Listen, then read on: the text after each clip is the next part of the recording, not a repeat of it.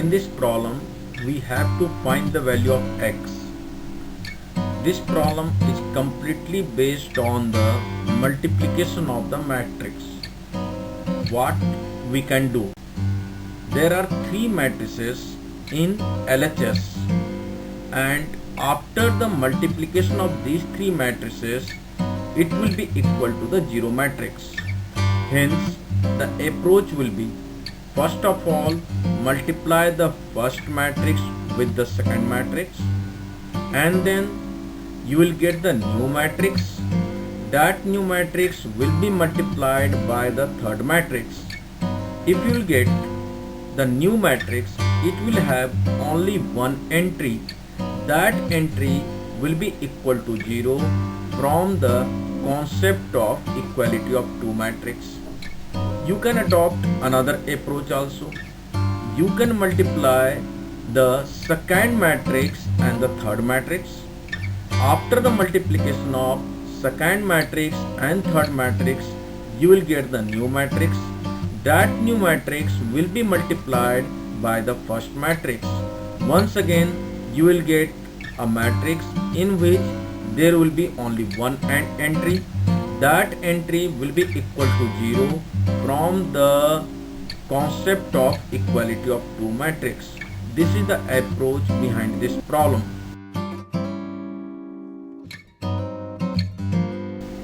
Now we are going to discuss the solution in detail. What you can see here, the matrix, second matrix will be multiplied with the third matrix. You can see that the second matrix is a 3 by 3 square matrix and the third matrix is a 3 by 1 rectangular matrix. After the multiplication, you can get the new matrix which will be 3 by 1, that you can see. Now the new matrix 3 by 1 which will be 4x and 2x. This matrix is multiplied with the first matrix, in which entries in the first row are 1, 2, 1. The first matrix is a 1 by 3 matrix, and the new matrix after the multiplication of second matrix and third matrix is the order of 3 by 1. Once again, the new matrix and the first matrix are multiplied. That means the first matrix in which entries are 1, 2, 1 is multiplied with the second matrix, that means new matrix, in which entries are 4x and 2x. Once again, after the multiplication, you will get the new matrix which is a 1 by 1 matrix, in which the entries 4 plus 2x plus 2x, that you can see. Now this matrix will be equal to the 0 matrix.